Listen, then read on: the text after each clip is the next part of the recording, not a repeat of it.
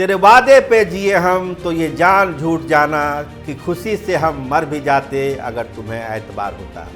तो प्रशांत किशोर ने मोहम्मद अमजद पर एतबार क्यों नहीं किया? क्या कोई दिक्कत थी? अगर दिक्कत थी तो विजय माला पहनाने का वादा क्यों किया गया था मोहम्मद अमजद से? बहुत सारे वादे हुए थे बेलागंज को लेकर और यहाँ तक बात थी कि आपके घर जाकर आपको विजय माला पहनाएंगे, लेकिन कहानी अब दूसरी बनती जा रही है। पहले आप देखिए इस वीडियो को कि प्रशांत किशोर मोहम्मद अमजद से कह क्या रहे हैं, कौन सा वादा कर रहे हैं। हो गया अब किनको आपके साथ हाँ डालिए, हमको कहा डालिएगा, इनको मुनाजिर दिया, इनको और कौन माला तो नहीं, माला तो हम आपको नहीं, माला तो आपको घर पर आकर आपको जीत का पाना है।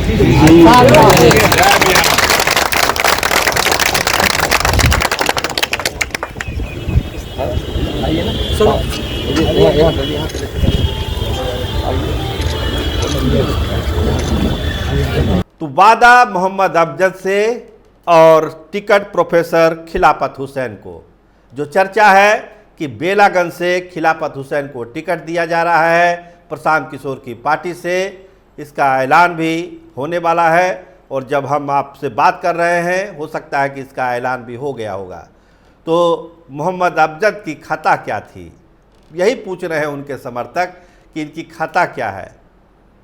क्या वो बेलागंज में मजबूती से चुनाव लड़ना चाहते थे? सुरेंद्र यादव एंड फैमिली को कड़ी चुनौती देना चाहते थे? एक नया इतिहास बेलागंज में मोहम्मद अमजद लिखने वाले थे? क्या यही उनकी गलती थी क्या? तो आखिर प्रशांत किशोर ने किस परिस्थिति में मोहम्मद अमजद का टिकट काटा, इसकी सफाई उनके समर्थक प्रशांत किशोर से मांग रहे हैं। ऐलान हो गया होगा। मोहम्मद खिलाफत हुसैन का प्रोफेसर है, पढ़े लिखे आदमी हैं खिलाफत हुसैन साहब। अभी तरारी से एसके सिंह का भी नाम उन्होंने घोषणा किया था।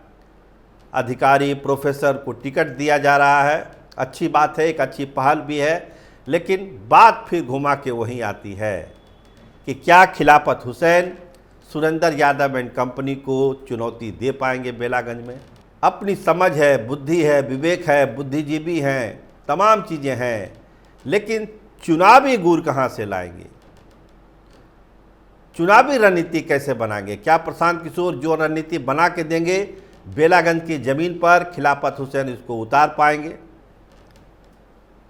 जो चुनावी तिकड़म है उसकी समझ कैसे लाएंगे वो? सुरेंद्र यादव एंड फैमिली के जो राजनीतिक तजुर्बा है, उनका जो हैसियत है उस इलाके में, उसका मुकाबला कैसे करेंगे? सवाल ढेर सारे उठ रहे हैं। देखिए आप बुद्धिजीवियों के कॉरिडोर में जाएंगे, चर्चा होती है कि देखिए पहले भी बिहार में बहुत सारे पुलिस अधिकारी, आईएएस अधिकारी चुनाव लड़ चुके हैं।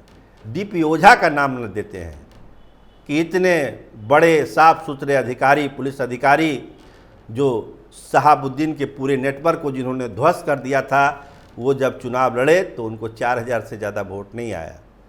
ये अलग बात है। दीगर बात है कि उसके साथ प्रशांत किशोर नहीं थे। प्रशांत किशोर हैं खिलाफत हुसैन के साथ, एसके सिंह के साथ। ये एक अंतर आप मान सकते हैं, लेकिन अंतर मान लेने से ही चुनावी जीत की पूरी पृष्ठभूमि तैयार हो जाएगी, ये कहना अभी जल्दबाजी होगी। तो खैर मोहम्मद अमजद की अपनी जो शिकायतें हैं वो प्रशांत किशोर तक भी ज़रूर पहुंची होगी, हो सकता है कोई बातचीत हो, लेकिन मामला यहाँ पर यह है कि प्रशांत किशोर जो वादे लोगों से कर रहे हैं, अपने नेताओं से कर रहे हैं, उस पर खरे क्यों नहीं उतर रहे हैं? यही बड़ा सवाल प्रशांत किशोर को लेकर उठाया जा रहा है कि अब वादा कुछ कर रहे हैं, कर कुछ कर रहे हैं। कल को अगर बड़ी जिम्मेदारी आपको मिल जाएगी तो जो वादा आपने कर रखा है क्या आप उसको पूरा करेंगे? ये भी सवाल पूछा जा रहा है। तो खैर बेलागंज की ये कहानी थी कि किस तरह से, किस परिस्थितियों में मोहम्मद अमजद को दरकिनार किया गया और खिलाफत हुसैन के माथे पर जो है प्रशांत किशोर ने विजय का एक टीका कह सकते हैं आप, उसको लगाया है। अब देखिए आगे गाड़ी कैसे बढ़ती है। चर्चा यही है कि उन्हीं को टिकट दिया जाएगा, कुछ पल में इसका ऐलान भी हो जाएगा, या किसी दूसरे को भी देते हैं। अगर खिलाफत हुसैन के अलावा किसी और को भी देते हैं, लेकिन मोहम्मद अमजद से जो आपने वादा किया था उस वादे का आप क्या जवाब दीजिएगा, ये उनके समर्थक पूछ रहे हैं। आप देखते रहिए कैपिटल टीवी बिहार। आपका बहुत धन्यवाद, आपका बहुत बहुत शुक्रिया।